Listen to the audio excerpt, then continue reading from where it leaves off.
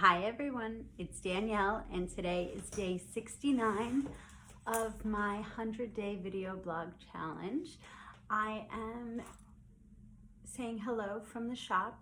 It is in the evening and there's an astrology class upstairs.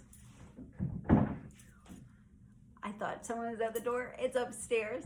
There is a packed room of people that are learning about astrology from my astrology teacher, who's amazing, Maria Di Simone. I love her. And it's just one of the exciting classes that we offer here. And you know, what I love so much, and one of the things I want to talk about today is, you know, I've had recent tarot readings and psychic readings, which is all this fun stuff that we do here. But in the readings, it's talking about, you know, some blocks that I have that I need to work through, and just reasserting my confidence. And it makes sense to me because in the readings, what's been shared, which nailed it and was spot on, is, you know, when I was a kid, I was like a very eccentric little girl. I was always very precocious. I still am. I had interest in many, many things, and I danced to my own beat and my own style and my own interests. And that included everything like being in love with crystals from a very young age and spending time in nature. I had a pine tree that was next to my house. And every day, like for hours, I would climb and sit and hang out in the top of the pine tree, and like I could see the whole world, and I was just connected with nature and I felt free, but the world didn't know that I was like hiding out in this pine tree. I was into tarot cards very young. I was into like ancient Egypt, which makes sense because I had a past life regression and I apparently had a life in ancient Egypt. A deep connection with all of these things. When my grandfather passed, when my maternal grandfather passed, he came to me when I was young, and I saw him, and he just like nodded to me, and I knew he was okay. I didn't think anything of it because I was too young to even understand. But these are all gifts that as a young child, I just naturally indulged in, and that I naturally did, and that I naturally had knowledge and interest in. And I witness it now when kids come in. They have a natural affinity and sensitivity to energy and to crystals and to oils and to healing remedies, including herbs, and knowledge of like universal truths of spirituality. And it's just interesting because as we get older, society tends to like guide us to conform. And that definitely happened with me. Once I started hitting like middle school, I still was trying to exert myself and my own style and my own interests, but I was deemed weird or different. Meanwhile, in elementary school, I was in gifted and talented programs. And I think I attribute that because I was a unique thinker. And those very gifts that were supposed to be cultivated because I thought differently, I thought out of the box, I was very connected with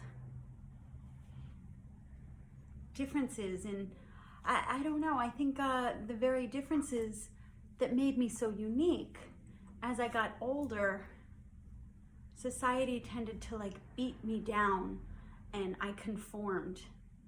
I was being ridiculed for not looking the same, for not acting the same, for not sitting still, for not falling into line, for questioning authority.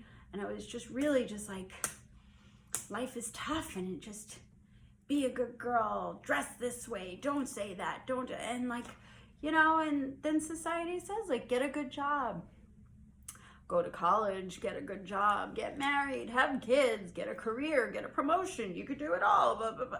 And I did all of that, and I conformed into all of that, and I did the very best that I was expected. And I achieved, and I did that, and I conformed, and I had the big smile and the big house and the family and the house and the husband and the friends and like the career and the travel and the glam, and I felt like a complete fraud. And my soul died.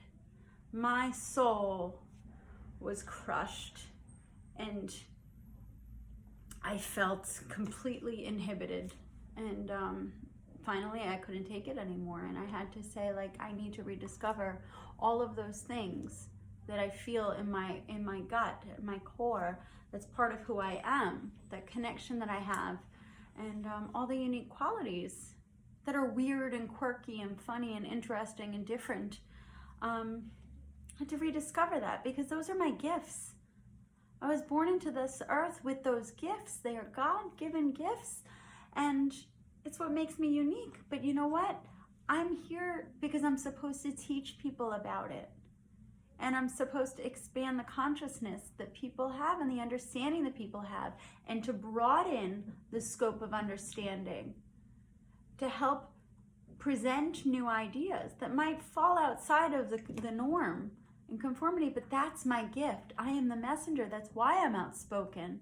That's why I'm unique, because I am somebody who presents, and I'm not going to back down. And I need to actually just embrace that and celebrate it and say, this is who I am, and I'm not going to apologize for that.